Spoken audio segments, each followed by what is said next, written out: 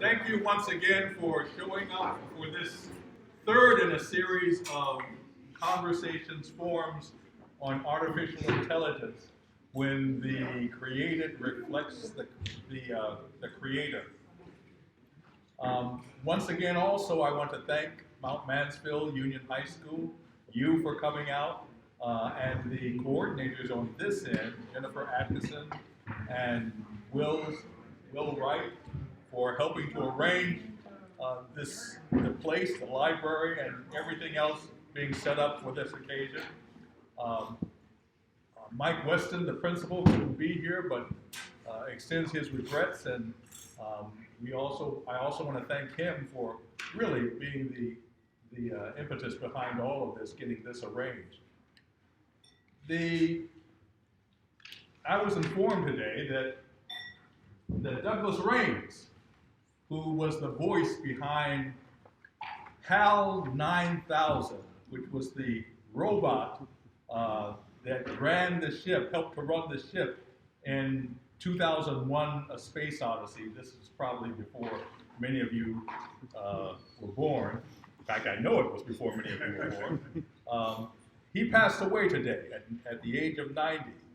And I'm reminded that HAL 9000, the computer that he was the voice behind, was on this spaceship when the astronauts decided to turn it off because it wasn't behaving the way it should.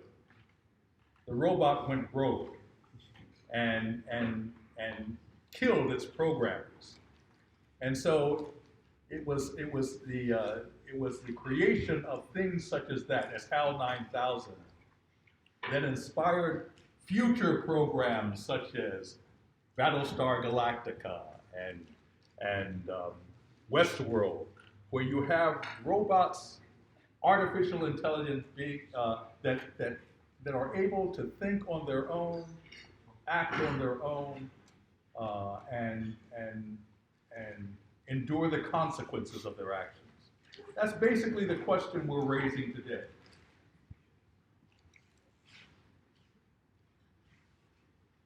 Do artificially intelligent beings, creations, have the ability to think and act independently of their creators and understand the moral consequences of their actions? What happens if their creators are morally deprived? What are the ethical dimensions we must consider in the development of artificial intelligence? To help lead us in this conversation, we're grateful again to have Josh Bongard, professor of morphology, evolution, and cognition at the University of Vermont.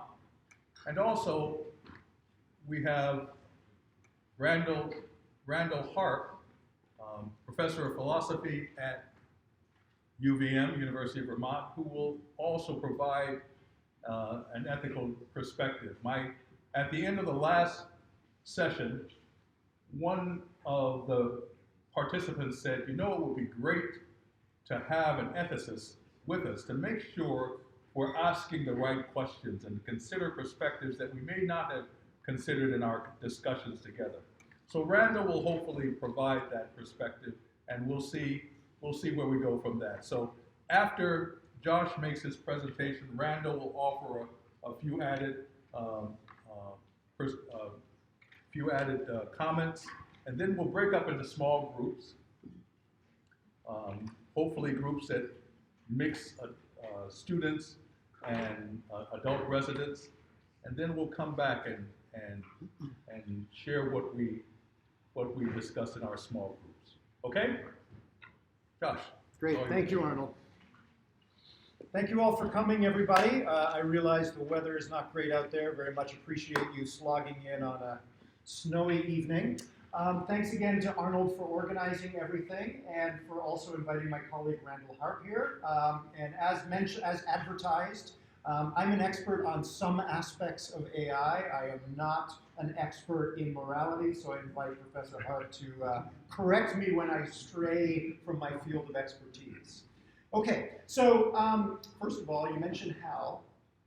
For the students that are here, if you take H-A-L, the letters that make up HAL, and you add one letter to each letter in HAL's name, what do you get? Go up one letter from H, you get I. You go to A, and you go up one letter, and you get B. You go to L, and you go up one letter, and you get M. Any IBM employees here? They're the ones you should be keeping their eye on, not us. Okay, all right. I am just a humble robotics professor trying to create autonomous machines. Okay, that's how. So again, thanks very much for coming. What I'm going to do is I'm going to spend about half an hour, I think, going over the what robots may or may not be able to do in future. So a lot of people are excited about what robots might look like in the future and what they might become. Some people are equally worried about what they might become. So as advertised, I'm going to try and restrict my part of the discussion to just, as an expert who builds robots, what do I think is possible and what's much more difficult? Then Professor Harper is going to tackle a very different question, which is, if we can make machines that do X or Y or Z, should we? That's a very different question. I'm going to try my best to keep these separate for the moment. Okay, so we're going to talk about morality as it relates to AI today, which is episode 3. Some of you were here for the first lecture and the second lecture. If you weren't, or if you may not remember, in the first lecture, I went over a little bit about sort of what robots are. What are the basic building blocks that make up a robot? Anybody here for the first one? Anybody remember what some of the building blocks of robots are? I'm going to do my best not to talk at you for half an hour, try and get some discussion going. What distinguishes a robot from the smartphone in your pocket, or the laptop that I'm projecting my slides with? They can interact with the environment around them. They can interact with the environments around them. So my laptop that is sitting there is not interacting with the environment, at least not in a very interesting way. It is passive, it sits there, and it waits for me to press one of the 2 buttons on my clicker. That's about it.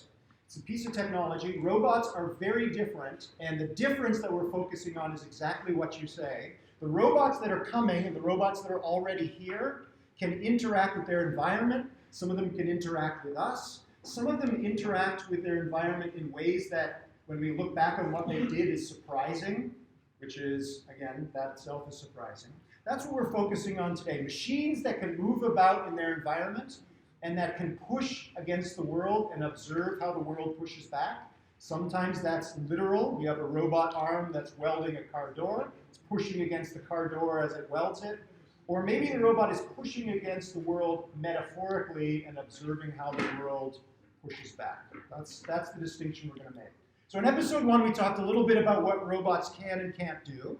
Unfortunately, I couldn't be here for the second lecture. One of my junior colleagues, Nick Cheney, was here. He's a new faculty member at UVM. Started his academic career as a high school student at the other high school, Essex High School. And he told me he had a very interesting discussion about the economic implications of robots. Are robots going to put us out of jobs? For the young people here, are there going to be jobs for you when you graduate? And what will those jobs be? And are robots going to be competing against you for those jobs? That is obviously a very important question. We're going to tackle a different set of questions today, which is the other way in which robots challenge us. Not challenge us by taking our jobs, but challenge us in terms of our understanding of who we are. That's what we're going to try and focus on today. So, for the Star Wars fans in the audience, I titled today's talk, Episode 3, Revenge of the Myth. What is the myth we're talking about? Humans are special. Okay, we're going to get really into it today. We feel we're special. As far as we know, in the known universe, we are the only organisms that are capable of language, mathematics, poetry, morality, philosophy, religion. We are special. We are special? Maybe? Is that true?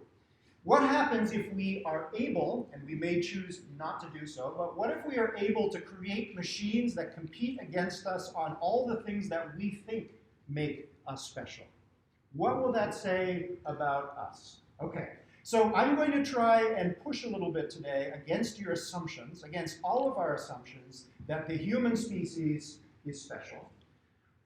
What I am not pushing against is whether we have value or not. Regardless of whether you leave here thinking we are maybe not as special as we thought, maybe not as unique as we thought, that does not equate to value. That's not being questioned today. It's our unique status in the universe as thinking and feeling beings. That's what we're going to tackle today.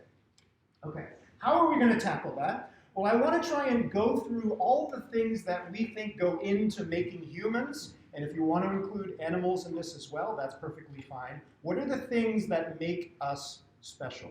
What distinguish you from other primates, other animals, plants, bacteria, laptops, technology?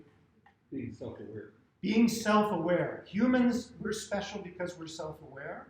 And animals, are they self-aware? Yes, maybe no. Hard to say. Is my laptop self-aware? Probably not. Is your thermos self-aware? That one I'm pretty sure on. Give me a species or an object and we can start to have a discussion about that. We are self-aware.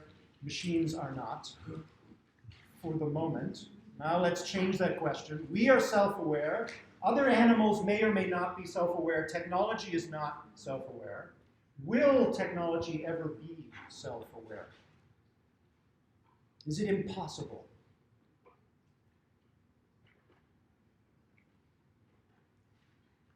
I mean, if you think of the human brain as trillions of circuits, Yep. and every connection between neurons being circuits, then I mean, if you made a network of computer chips that was as big and as extensive as that, then it could become self-aware. Okay, that's a great idea. So maybe our computers are just not big enough. So you mentioned the circuits in our brains. So in the adult human brain, there are about 10 to the 11 neurons. That's a big number. And the synapses, the things that connect neurons together, there are 10 to the 14 of those. That is a lot. There is definitely not 10 to the 11 or 10 to the 14 components in my laptop. If you took all the computers on the planet at the moment and you summed that up, it's still also not 10 to the 11 or 10 to the 14, but it's getting close. So a single computer may not, in the foreseeable future, have all the intellectual firepower we do, but the internet within probably about 5 years will. So maybe we'll see. Maybe Hollywood's right and the internet will wake up and turn into Skynet and decide that these little human critters are a nuisance. Who knows? Again, the interesting thing about this is no one really knows. And the reason why is when I asked you this question, could machines ever be self-aware? I want you in this question and also the rest of the time we have this evening to think about how that question makes you feel. And one of the ways it should make you feel is to question, what do you mean by self-aware? I'm self-aware, I'm sure of it, and I'm sure that my machine is not. How can I be so sure? What is my definition of self-awareness that I'm using? How will I know if the internet ever wakes up and becomes self-aware? So one of the interesting things about thinking about the future of robotics and what robots may or may not be capable of is, again, robots challenge us, but they challenge us to think more deeply about self-awareness, the other elements of what makes us special. All right, self-awareness is an important one. What else? Besides the trillions of circuits, we've got millions of years of evolution and the urge to survive. Absolutely. So there's a lot of stuff that goes into those circuits, right? We are a product of our environment, our family, and our family is going all the way back 4.5 billion years. We're a product of evolution.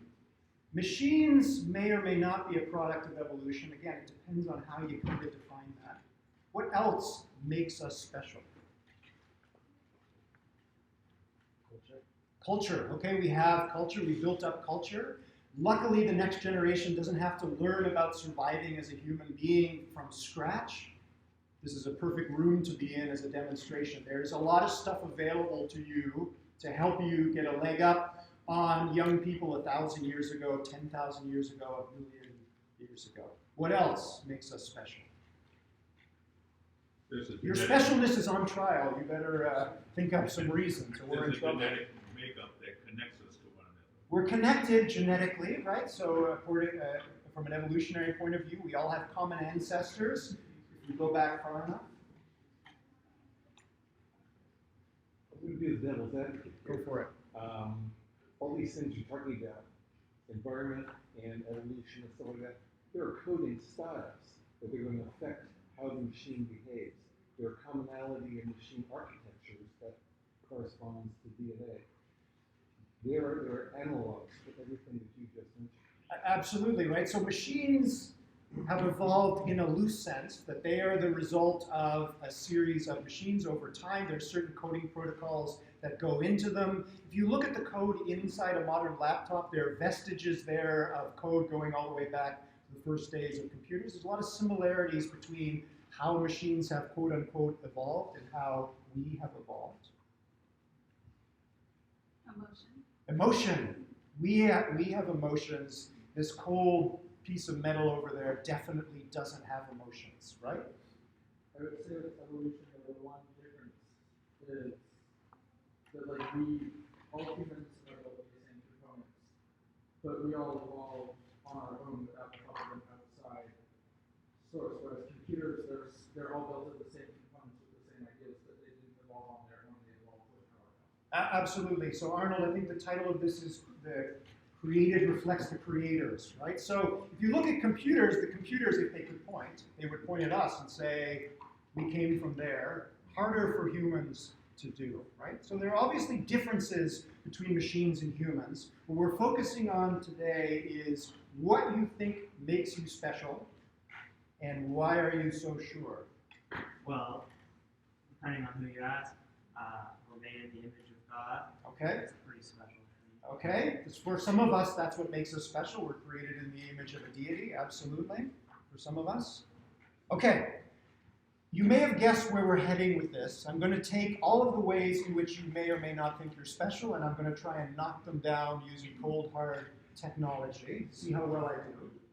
Let's start with language. We're using language right now. As far as we know, we're the only ones capable of it. There are animal species which are capable of language to some degree, and that alone is an interesting study. Are there other animals that are able to create language as well as we do? Kind of difficult to say. I drove here straight from campus, and although I live in Jericho, I've never driven straight from campus to here. So on the way here on my smartphone, I said, okay, Google, open maps, what's the shortest route to MMU? That's actually what I said. I wanted to test it. And sure enough, it led me straight to MMU. Does my smartphone understand language? Oh, and by the way, it also said, I know how to get you there, or okay, or whatever it says. It said something. Can machines understand and create language? Seems like it. Who has an Alexa at home or uses Siri? Can they use language as well as you do? When you text on your phone, when it autocorrects? You probably all had the embarrassing autocorrect that you wish had not been sent. Does your smartphone know that the autocorrect not only was incorrect, but was embarrassing for you? So there's some aspect of language that may or may not be missing there. I was going to say, did you just jump over the create language part, right? So presumably, right, your phone is coming up with new slang terms to say, Absolutely. I'm not sure whether you get this, but this is what all the new AI programs are saying nowadays. Absolutely. We're not there yet.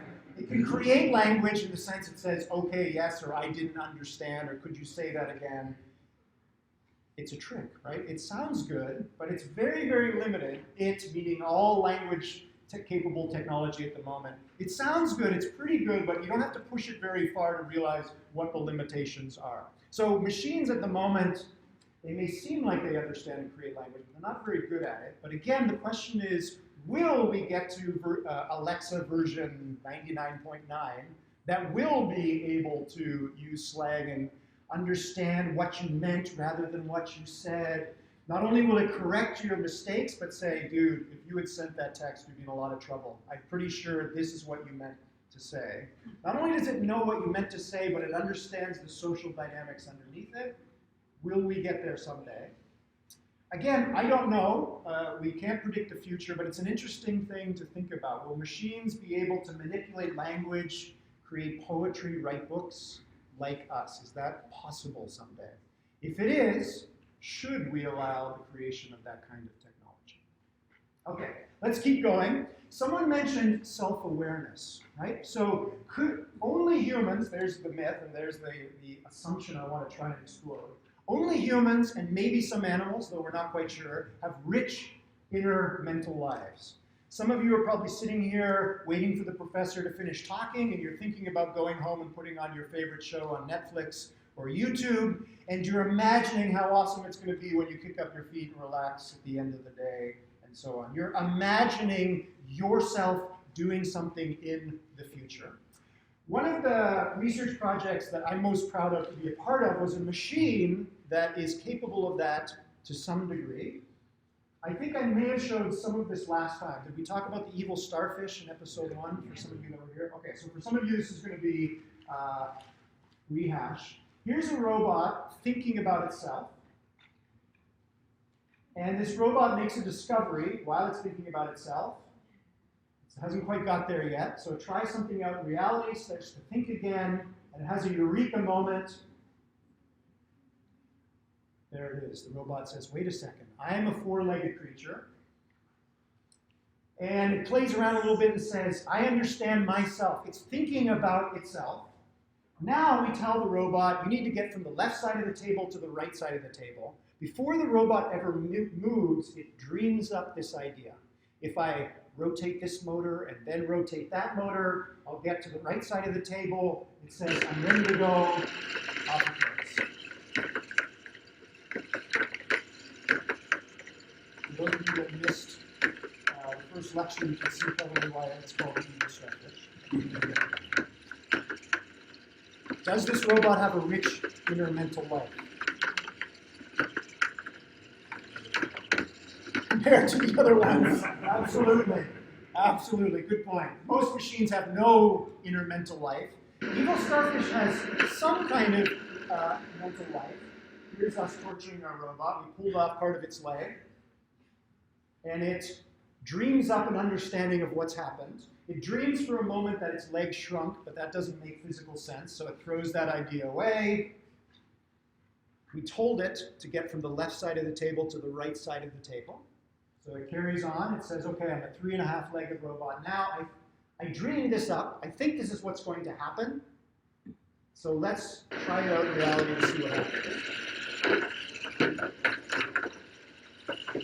It's the most graceful thing you've ever seen. Beautiful.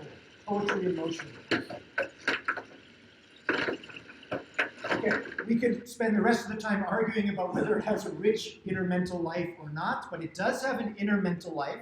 This robot can, in effect, close its mind and think about itself relative to the environment. If I do this, this will happen. So it's mentally thinking, if I push against the world in this way, the world will push back. Comes up with ideas and then tries them out in reality, and most of the time, it's correct. Question? Yeah, I was just wondering, how that visualization of the very specific components, the cubes, the cylinders, Yep. in that mental, where does that come from? That's a great question. It comes from the creator. We told the robot, you're made up of cubes and cylinders. You figure out how they're put together. You figure out if some of the pieces are missing. We are definitely still part of the process. This is not a completely autonomous machine. We're still part of the process somehow. Good question. Okay. What other aspects of human specialness are on display here, aside from an inner mental life? Ability to solve problems. Ability to solve problems. It's problem solving. We told it to get from the left side of the table to the right side of the table, but it's up to it to come up with the way to do it. I remember when I saw this 3.5-legged gate for the first time, I was laughing and so on, and I thought it's kind of creative. It was definitely not what I would have put in the machine. It came up with it on its own, right? So again, is this creative? Maybe yes, maybe no, but it's more creative than some of the machines that came before it. If we want to talk about the fact that we're creative, what exactly does that mean? How are we more creative than this machine?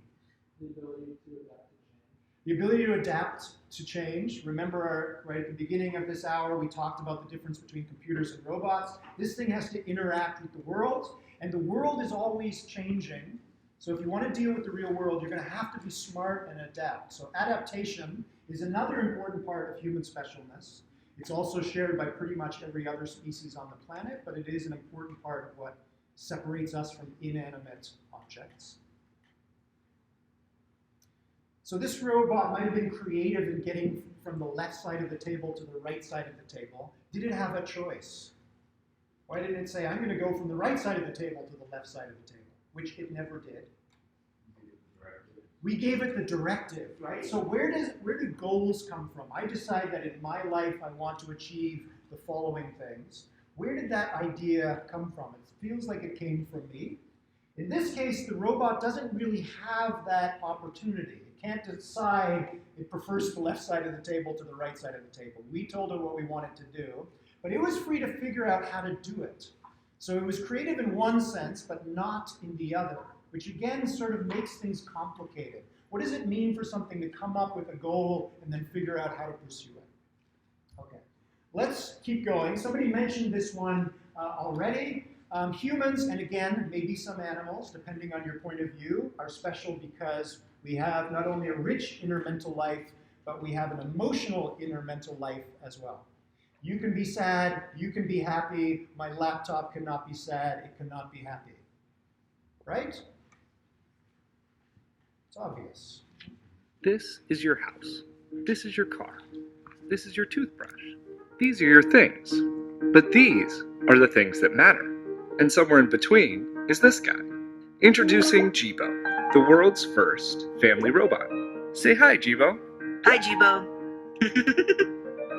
Jibo helps everyone out throughout their day. He's the world's best cameraman. By intelligently tracking the action around him, he can independently take video and photos, so that you can put down your camera and be a part of the scene. Jibo, take the picture. He's a hands-free helper. You can talk to him, and he'll talk to you back, so you don't have to skip a beat. Excuse me, Anne? Yes, Jibo. Melissa just sent a reminder that she's picking you up in half an hour to go grocery shopping. Thanks, Jibo. He's an entertainer and educator. Through interactive applications, Jibo can Okay, I think in the interest of time, we will pause there for a moment. This is an advertisement for Jibo. This is not a Saturday Night Live skit. This is an actual technology which you could have bought. Does anybody have a Jibo? If you wanted one, you missed your chance. Unfortunately, the company that makes Jibo went bankrupt a couple of weeks ago. Why do you think that happened? Because it's horrifying. That might be one reason. Absolutely. For most of us, this is about the scariest video you're going to see tonight. I imagine it's because of just straight lack of functionality that it just wasn't responsive in the way that people were looking for. Possibly, right? That it wasn't responsive. Possibly. Looks pretty responsive. We're talking about emotions here. Jibo seemed pretty happy, right? Pretty happy character. Is Jibo happy? I mean, I think the idea is something that's following you around like intelligent thing that's not actually living, but all the tracking you. Maybe it turns We might just absolutely. So in robotics, we talk about the uncanny valley. Rocks, which don't look at you, are rocks. I know what those are. Those are inanimate objects. There's a bunch of humans here. Most of you are locking eye contact with me. You're socially engaged. Things that are in the middle tend to sort of put up the hackles on the back of our neck, right? Zombies, robots, Jibo, all of these things tend to fall in this sort of uncanny valley. The company was also outcompeted by the companies that make Alexa and Siri, which does a lot of what you just saw. Jibo tried to go one step beyond it and couldn't quite pull it off. Is Jibo happy or sad? The company is sad. You can be sure of that. Absolutely. How about Jibo? Are you convinced? No? Clearly not, right? It signals that it does, but we're special. We have emotions, and machines don't. Again, animals, we don't know. How can you be so sure? You seem to be relatively happy and enjoying this lecture. Some of you are smiling, thankfully. I'm assuming you have emotions. How do I know? I just watched something else which seemed pretty happy and was pretty convinced that it didn't have emotions. I see some other things which seem happy. Them I'm sure about. Physical cues. Jibo is as good, if not better, than us at providing physical cues that it's happy. It's cartoonish. All those physical facial cues about being happy are exaggerated in Jibo. Jibo's actually better at that than we are. It's not that. It's appropriate response to the environment. It's an appropriate response to the environment. Yeah, that's what Jibo didn't have. Jibo didn't have an appropriate response to the environment. What was inappropriate about Jibo? What makes it terrifying or falls in this uncanny valley? The camera, okay, that's tracking you. You're tracking me with the cameras in your head at the moment. I'm pretty much okay with that. What was inappropriate there? Well, it seems like it's happy, but there's sort of no foil to that. Like, we wouldn't expect it to be sad because it's like a consumer product. Maybe. There's something sort of false about Jibo, which is, again, kind of strange because, of course, it's false. It's a machine, and, of course, it doesn't have emotions. We judge emotions in others based on facial cues, appropriate interactions, and so on. Jibo is maybe not so far from that. Again, maybe Jibo didn't work out, but Jibo version 99.9 may. So again, Jibo may not have emotions. You may be sure that we do, and it doesn't, but will machines ever be able to? What's missing from machines that we have? Is it just more neurons and synapses? What's the magic missing element there? Okay, let's keep going. This is your house. You don't need to see that again. This one, again, I will probably leave this one to Randall. I'm definitely straying outside of my area of expertise here. Humans can only experience qualia. Qualia is an interesting idea. The qualia of something is the aboutness of that thing, the Ben Jerry-ness of Ben and Jerry's ice cream. When you enjoy some food or drink, it's the experience you have when you experience that thing. What is it like to have a mouthful of Ben and Jerry's ice cream? For most people, it's a positive experience. It feels good. What is it like to do that? What is it like to watch your favorite show? The experience you have when you're watching it, what is the qualia inherent in that experience? It's your subjective experience, the thing that you feel when you eat, watch, create, and so on. This one is particularly difficult, and we're going to address this one not with robots, but with bats. This is, again, not a roboticist who wrote this very famous paper called What Is It Like to Be a Bat? Crazy title for a paper. Some of you may have read it, but I imagine most of you haven't. What is it like to be a bat? What does it feel like to be a bat? You can fly. What does it feel like to fly from the point of view of a bat? What does it feel when it's flying? I have no idea, right? And nobody else does. And the point of this paper is we will probably never know. It is hard to imagine a scientific experiment where we ask the question, what is it like to be a bat? Conduct a scientific experiment and get an answer back. This is what it's like to be a bat. Very, very difficult. What is it like to be Randall? What is it like to be Arnold? It's very difficult when you think about it. Very hard to put ourselves in someone else's shoes. We try our best, that's what empathy is for, but we don't really know at heart what it is like to be someone or something else. What is it like to experience Ben and Jerry's? There's a famous example of, I'm looking at a red sign over there. You may look at the same red sign and report verbally to me, that's a red sign, but you're actually not experiencing or seeing red, you're actually seeing green. There's no way for me to tell that you're experiencing the same qualia associated with red as I am. This is tricky. Now we're really in difficult territory. Can a machine ever experience redness, enjoy gazing at a painting, and so on? Your answer probably is no, but we also do that. You see other people doing it. You've never seen the brain inside your friend's skull, but you may be sure that your friend likes that show, and so on. Tricky. Okay.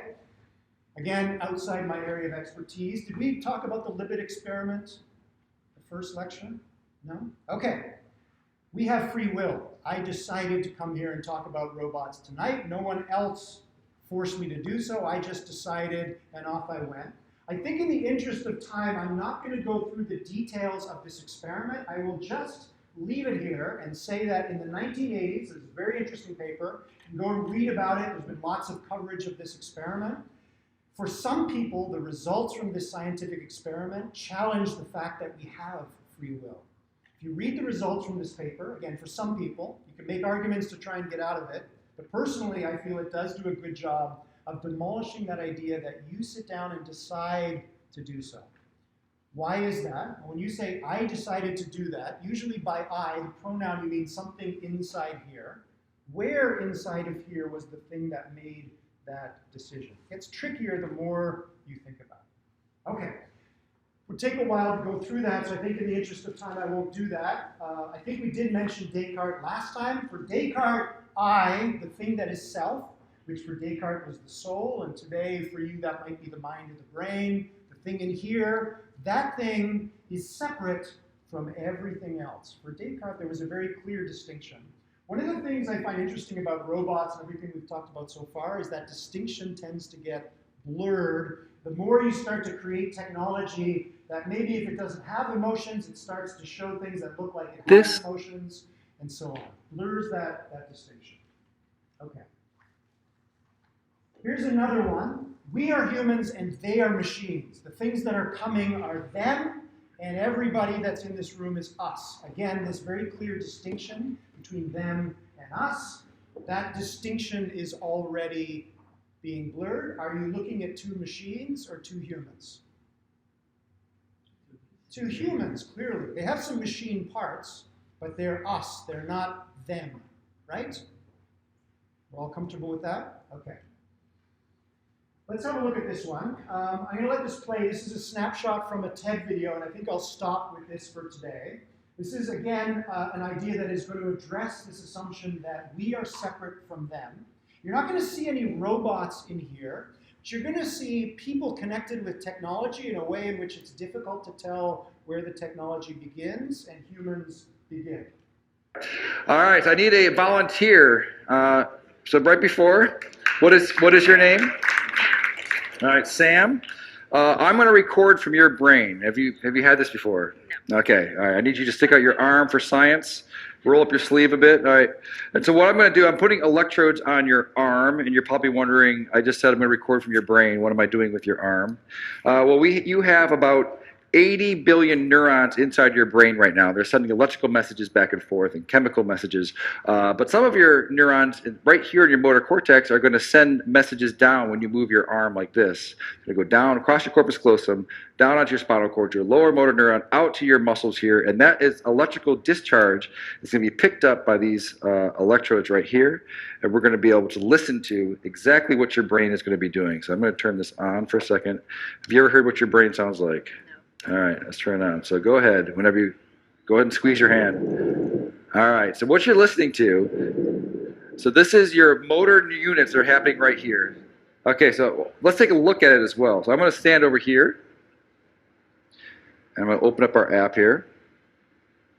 So now I want you to squeeze. Yeah, so right here, these are the motor units that are happening from her spinal cord out to her muscle right here. And as she's doing it, you're seeing the electrical activity that's happening here. We can even click here and try to see one of them. So keep doing it really, really hard. Yeah, so now we've paused at one motor action potential that's happening right now inside of your brain. Okay, do you guys want to see some more? All right, that's interesting, but let's get it better. Okay, I need one more volunteer. Okay, what is your name, sir? Miguel. All right. you're going to stand right here. So when you're moving your arm like this, your brain is sending a signal down to your muscles right here. I want you to move your arm as well. All right, so your brain is going to send a signal down to your muscles. And so it turns out that there is a nerve that's right here that runs up here that innervates these three fingers. And is close enough to the skin that we might be able to stimulate that, so that we can do is copy your brain signal that's going out to your hand and inject it into your hand so that your hand will move when your brain tells your hand to move. And so in a sense, she will take away your free will and you will no longer have any control over this hand, okay? You with me? All right, so I just need to hook you up. All right, so I'm going to find your ulnar nerve, which is probably right around here. You don't know what you're signing up for when you come up. So now I'm going to move away and I'm going to plug it into our human-to-human interface over here. Okay, so Sam wants you to squeeze your hand again. All right, do it again. All right, perfect. So now I'm going to hook you up over here so that you get the stimulus. It's going to feel a little bit weird at first. This is going to feel like you know, when you lose your free will and someone else becomes your agent, it does feel a bit strange. So I want you to relax your hand. All right, and Sam, you're with me? All right, so you're gonna squeeze. I'm not gonna turn it on yet, so go ahead and give it a squeeze. All right. So now, are you ready, Miguel? Ready as I'll ever be. Okay, so I've turned it on. So go ahead and turn your hand. Do you feel that a little bit? Yep. Okay, do it again. All right. Oh, a little bit. A little bit. Okay, so relax. No, hit it again. Okay. Oh, perfect, perfect. All right, so relax, do it again. All right, so now, all right, so right now, your brain is controlling your arm and it's also controlling his arm. So go ahead and just do it one more time. All right, so that's perfect. So now. Okay, where does the young woman on the left end and where does the young man on the right begin? If we're talking physiologically, just their bodies, it's pretty clear. One's over there and one's over there. But for most of us, our bodies are not necessarily what make us special. It's the thing in here, what Descartes called the I, right? That's special. Where does the I of the young woman on the left end, and where does the I of the young man on the right begin? I've watched this video dozens of times. I'm not exactly sure, right? The distinction between what makes the person on the left special and what makes the person on the right special is a little bit blurred. We are distinct. We are ourselves. We have a certain amount of freedom in this universe. We are in the process of creating machines, for better or worse, some of which look like they may or may not be able to do some of the things that make us special. And our connection with our machines is literally getting closer and also metaphorically getting closer. This distinction between humans can do this and machines never will is becoming increasingly blurred. I'd like to just leave things there for now. I think in the interest of time, I will skip over some of this. Here's some of the questions that we'll address in a few minutes. If you were here for the last couple, the questions at the top were from the first lecture about sort of thinking about machines. The middle ones were more about economic issues about machines. Today, I'd like you to start to think more about the moral and ethical issues of machines. So when we break, you're going to have some time to discuss among your groups your thoughts on these questions. You can also, of course, come up with your own questions. We'll come back at maybe about 8 o'clock and spend 15, 20 minutes discussing your ideas. With that, I will hand over the floor to my colleague, Randall. Thanks, Josh. First of all, don't let Josh fool you. Right? So he's a very philosophically sophisticated researcher in AI and research, which is good. We need people who are attentive to some of these issues. To start talking about some of the ethical issues involved with AI, I think it's actually useful to think first about Frankenstein. Right? So Frankenstein, that novel, was the 200th anniversary of the publication of Frankenstein. Mary Shelley, she was 18 when she started writing that novel. And the thing about Frankenstein is, it's a story about the creation of a thing, artificially, right? Frankenstein's creature, Frankenstein's monster. And the question that Dr. Frankenstein faced was, what do I do with this thing? Especially since this thing didn't seem to follow the ordinary rules of human behavior. It didn't follow the ordinary rules of human behavior. It started making up its own mind about what to do and how to do it. It started realizing, oh, well, I don't really have a place here in this world, and to make a place in this world somehow. Didn't seem to accept that the ordinary rules of human behavior applied to it. And so that made a challenge for Dr. Frankenstein. Like, what do I do with this thing? What responsibility do I have for the behavior of this creature? Those kind of direct causal responsibility. The creature would not exist if not for Dr. Frankenstein. Right? The monster wouldn't exist if not for Dr. Frankenstein. What responsibility then does he have for the creature? Is Dr. Frankenstein responsible for the creatures that the creature killed? For the people that the creature killed? The creature killed people. Is Dr. Frankenstein responsible? So, of course, you know, the novel itself was made as a kind of warning about science gone awry, but it's certainly also a worry, a pressing worry about what might happen with AI. Right? These are things that we're responsible for. Evil starfish didn't create itself.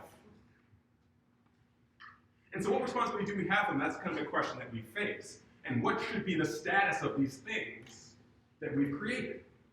So, right, one of the things that Josh talked about was robots seem to be different from other sorts of machines in that they seem to move in the environment on their own. And so the question I think that we face is, in virtue of what do they decide to make these interventions in the world? And I think in asking that, we should ask ourselves also, like, in virtue of what do we make the sorts of interventions that we make in the world? Why do we decide to do the things that we do every day? Like the things that seem to be right. When we talk about free will is it's a tricky question. I study free will professionally. It's a tricky question. But one of the things that makes us think that we have free will is that we don't act like rocks do, right? If you drop us, we'll just fall to the ground. But if you put a rock on a table, it's just going to sit there.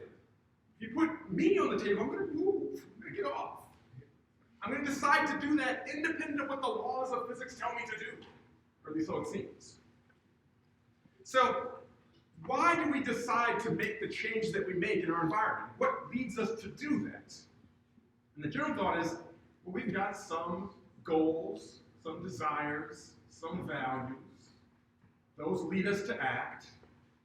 And moreover, it's not always entirely clear to us where those goals, desires, values come from. But those things seem to be morally significant, right? Our capacity to form goals and desires and have values, those seem to be morally significant. If you just stripped all of those things from me, so that I'm still able to move around, but I'm a kind of zombie. I have no interior mental life. I can act in the world, but I don't seem to care about what I'm doing. I'm just maybe behaving as a kind of instinct, whatever it is that zombies care about. Besides brains, right? They're all brains. If I'm just acting by sheer instinct, it seems though I don't have very much moral significance anymore. Nobody feels bad in the zombie movies when people just kill a bunch of zombies. They say, oh, that's fine. Yeah, that used to be so-and-so. I remember so-and-so. It's hard for me to bring myself to kill them. I saw like at least the first couple seasons of Walking Dead. I saw that story play out. Oh, it's so-and-so. I recognize them. They're in the barn, but they're a zombie, so I can kill them. We can kill them because it seems like they don't care about what's happening to them, such that that provides their life, their existence with value. We think that robots, right now, don't seem to care about what's happening to them in a way which provides their life with value. And they don't seem to be creative in this sense, right? That's kind of why I was pushing a little bit on the question about robots creating language, right? It's not just that, can they understand slang? Is my AI going to make new language and say, this sounds pretty cool, right? Yeah, like I'm going to use the word sudsy now. And then when I say like, You know, Siri, why are you talking about suns? Like, oh, like, Randy, you're just not cool enough to understand. They're not coming up with new things just for the sake of it and imbuing those things with value just for the sake of it, but they could. Right? There's no principled reason why they couldn't. I'm sure if I said to Josh, like, I'd really love a system that did these things, he'd say, sure. Right? I gave him enough grant money, make me this robot, do this thing. Right? Like, the ability to have that kind of creative value seems to be one of the things in us which is morally significant. We respect the ability of other human beings to set ends, right? Come up with our own decision about what we want to do. Let me make a quick analogy. One of the there are lots of ethical concerns about human cloning, for example. But one concern that we have is that it seems to be a bad thing for the clone. If I get some of LeBron James's saliva and I clone a little LeBron James, I'm going to be pretty upset if my clone LeBron James is like, oh, I want to be a painter. I say, no. Like, I cloned you to play basketball. You don't get to set your ends in this way. You don't get to decide what's valuable for you. I get to decide what's valuable for you because that's why I cloned you. Ordinarily, we respect the ends of the capacity of other human beings to set their own ends. And we think that there's something in us that makes our ability to set our own ends morally significant. And that's, for the most part, why we respect the capacity of other human beings to set ends, so long as they don't violate other people's autonomy. Yeah. With the question of, like, for instance, talking about James, though, wouldn't that come down to nature and nurture? Like, couldn't someone argue that a clone of LeBron James wouldn't be the exact same person with the same likes and dislikes and wants and needs and goals, unless the clone had the same upbringing that the original LeBron James?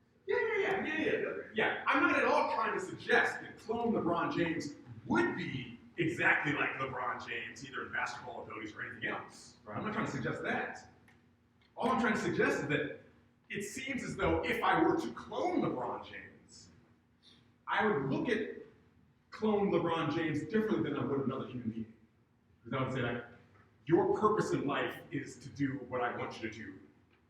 Right? Like, I've got a particular desire. I mean, look, like, you know, plenty of parents exercise some control over their children's ends. That happens for sure. But we still seem to respect the autonomy of everyone, including children, even though we try to make children be full functioning adults. All the restrictions we place on children are so that they can be full-fledged, properly functioning adults. So and part of the question is, like, where does this ability to set ends come from? It used to be back when people kind of started working on AI, that the goal was to just figure out how it was that human beings thought and deduced and engaged in reasoning, and then just copy that. Figure out some laws of deduction, figure out some axiomatic systems of the particular environment that you're in, and just copy that. And we realize that's really, really hard in any system, right? Like any environment try to capture all the little things that we rely on as human beings to reason in that system is really hard. And that traditional program in AI kind of fell out of favor because it's just super hard. And right now, the way we look at a lot of kind of AI software is just, let's figure out a task. And maybe let's throw a neural net at it, let's figure out this task, let's figure out a way to do this task. It's not clear that task, that the ability of an artificial system to accomplish that task has any moral significance to it. If I want something to predict the best route to take to get here to MMU, that ability isn't morally significant. Even if I have a machine that can produce a new box-style counterpoint. Right? We've got systems that can do that. Comes up with a new thing. You ask people, which one is the one that the human being made? Which one's the one that the computer made? We don't know. We have programs that can do that as well. A brand new work of art, a brand new painting, a brand new song, generated entirely artificially. We can do that. It doesn't seem like that's morally significant, right? That bit of creativity is not significant, morally significant. What is morally significant? Is it just the ability to just think in general? It's not clear that that's morally significant either. Whatever it is that we do as human beings to think about the world, it's not clear that that's morally significant. But it does seem that the thing which is morally significant is our ability to kind of create value in the world, to decide that certain things are valuable to us, and to act on that. And kind of ask for the freedom from other people to pursue those ends. And just to find something important.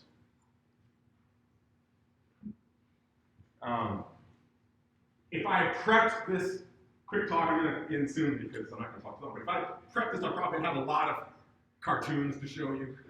Right? Most of my talks are like 90% cartoons. You know, there's a cartoon. This is a Pearls Before Swine comic. Right? There's this alligator. He's leaning against the wall. His son walks up and says, "Why are you leaning against the wall?" The alligator says, "Oh, because I decided to." And the young alligator says, "Well, why'd you do that?" The older alligator says, "It's important to have goals in life." But that's kind of the answer to the question. That just having a goal is enough. And that's kind of funny. Like, it's funny in the comic strip. Sorry, this is not me justice. Right? It's funny in the comic strip, but it is. But that might be true. Just the ability to make or have goals in life is actually pretty important. And it's something that we tend to respect. If we weren't able to do that, if I weren't able to say, I'm doing this just because this is something that is valuable to me, then it seems like I would not be the same kind of person that I am, the same human being that I am. And so the question I think that we face with AI is, if we have just an artificial system and we have various rules for thinking in that system, is that ability to set ends and goals just going to fall out of the ability to think? Or does that come from somewhere else? Like if we can capture thinking correctly, is that ability to find value and meaning in things going to fall out of that, or is it not? And I suspect that it's not going to just fall out of it. We're not going to get it for free. But I also think that we can probably make a system that can find value in things. And that, I think, has been where the ethical challenges come in. What is our responsibility to those things? And I do think that the ethical challenge we face is sort of like the challenge that Dr. Frankenstein faces with his creature. You've got three options. Frankenstein has three options, right? You can either force the creature into the moral systems of humanity. We tried, it's kind of a failure. You can just allow the creature to live according to its own moral code. That might be a disaster. Or, assuming the creature has kind of sufficient personhood to engage in that discussion, then you can try to have some kind of back and forth, right? If they are morally significant, then you can actually discuss and debate and argue about the ends that you set. And you can find some common ground. And so it seems like if we have a strong AI, which actually has the capacity to set values for itself, no matter how it gets it, then it might be that at that point, we face that kind of challenge. We have to bring them into the sphere of moral vulnerability. We have to discuss with them what their ends are, why their ends might sometimes be inappropriate. The secret of Hal, so I want to talk about the beginning. The secret of Hal was like, Hal was doing his job. Right, that was not a failure. That robot didn't go rogue, that robot went robot. It decided, like, this is the proper way to accomplish this task. And the humans were just in the way. we might need to be able to have those conversations with true AI. But we would also have to have that conversation, I think, because we'd be responsible for them in the first place. But I think some more of those questions are, I think, good things to discuss. So it might be time to just turn over to the discussion portion of this class. I don't know if you want to Sounds great. do the breakout, who's doing the breakout. Okay. Yeah, I think for those of you that were here before, young people try and find some not so young people and vice versa. Let's try to mix things up a little bit.